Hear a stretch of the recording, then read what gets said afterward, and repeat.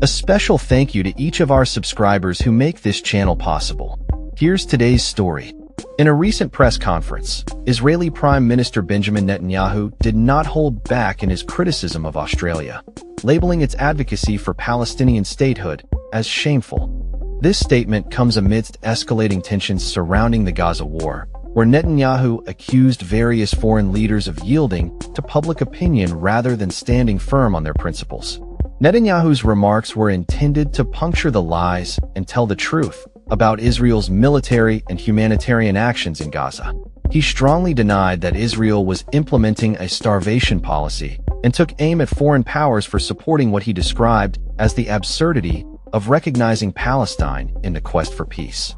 During the press conference, he expressed disbelief at how intelligent individuals, including seasoned diplomats and journalists, could support the notion of Palestinian statehood.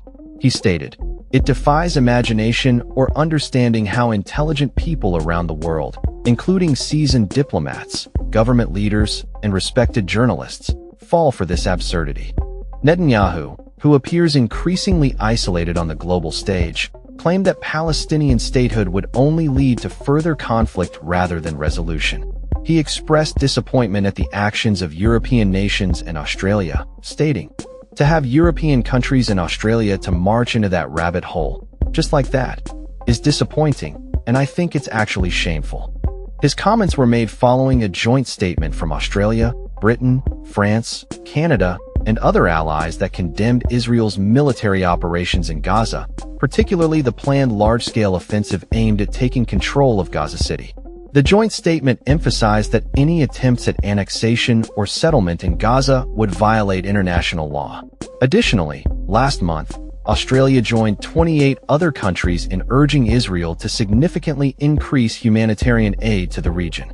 Prime Minister Anthony Albanese, alongside New Zealand Prime Minister Christopher Luxon, reiterated that any escalation of hostilities by Israel would be wrong and could exacerbate the ongoing humanitarian crisis in Gaza. In a notable shift, Netanyahu acknowledged that there was indeed deprivation in Gaza, attributing it to Hamas, the militant group governing the territory, which launched a terrorist attack against Israelis on October 7, 2023, triggering the current conflict. He also took aim at international media coverage, likening it to the historical smearing of Jewish people in the lead-up to the Holocaust, specifically calling out the New York Times for its pictorial coverage of the situation. Despite his denials of a starvation policy, doctors volunteering in Gaza have reported undeniable cases of starvation and malnourishment among Palestinians. Netanyahu's criticisms extended to German Chancellor Friedrich Merz, who recently decided against sending weapons to Israel, suggesting that Merz had buckled under the pressure of false TV reports. He remarked, "Many leaders tell me, look, we know you're right, but we can't stand in the face of public opinion in our country, especially European leaders. They tell me that over and over, and I say, that is your problem." However, Netanyahu did concede that Israel was struggling in the propaganda war, stating, "I think that we've not been winning it. To put it mildly, I think there are vast forces that are against us," attributing part of this struggle to the influence of social media.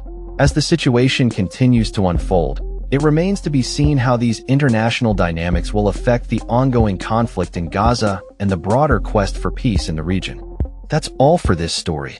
We upload videos every day covering many different subjects, so hit that subscribe button to stay informed. Thanks for watching.